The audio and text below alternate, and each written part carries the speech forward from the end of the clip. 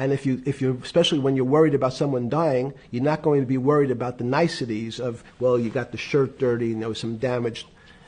Pump in that blood, keep that heart pumping. When you talked to the person in Treasury on Tuesday the 16th, did you get a feeling as you were sitting in your 6x9 jail cell in West Palm Beach, Florida, that they were on top of things? No, you can't. It's impossible to be on top of things. There's no such thing. It's, again, the doctor watching the patient die. You hopefully have some confidence that he's seen it before. He recognizes that there are some steps he has to take first before he bandages the guy's finger or worries about what shoes he has on. So you hope that the people in charge, your doctors who are working on the emergency patient, have enough experience and, frankly, judgment to try to keep the patient alive. Did you think that they had those things, patience and judgment? They had pretty good judgment, and you needed a lot of luck, just like in the dead patient. You need to, hopefully you put that blood in and it's not too late. And you make some mistakes, but you have to know you're going to have to give it a shock. In the run-up to the September crash of 2008, yeah. I guess you weren't occupied with finance. That whole summer, how long had you been in jail? I went to jail June 30th. So the entire summer? Yes. Before you went into jail, you were still very active in the financial markets? Yes.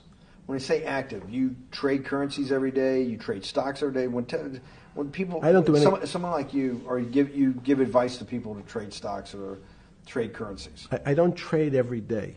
I think that's like Woody Allen said. You can't beat the bank. So I try to pick my spots. George Soros picked his spot when the pound collapsed. This would have been a great money-making opportunity that passed me by when I was in jail, but that's not how I think. In the run-up to that, in the spring of 2008, that's when Bear Stearns got in problems, I think, in the spring of 2008, and they decided to bail it out. Did the Bear Stearns guys talk to you for advice at that time, when the big crisis in Bear Stearns? No, but see, again, unbeknownst to most people, and it's easy to blame people for the financial crisis, like you'd blame someone for giving your father the drink before he had his heart attack. But what really happened, the real enemy of the finance system was Bill Clinton. And if you ask me what and who caused the financial crisis, I would tell you it was Bill Clinton. Because of what Bob Rubin and he did to deregulate the financial system? No. Because as of the last time we had our 60-minute interview, you talked to me about home ownership. And you asked me whether everyone should own a home. And I told you, no, it's too risky. So the financial collapse of 2008 is because of hardworking African Americans, Hispanics, and whites who wanted to have a ownership stake in the society that all rests on their shoulders. They're the culprits. No, not at all.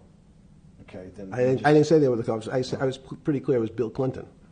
Okay. Why was it Bill Clinton? Because Bill Clinton wanted to get votes from those people.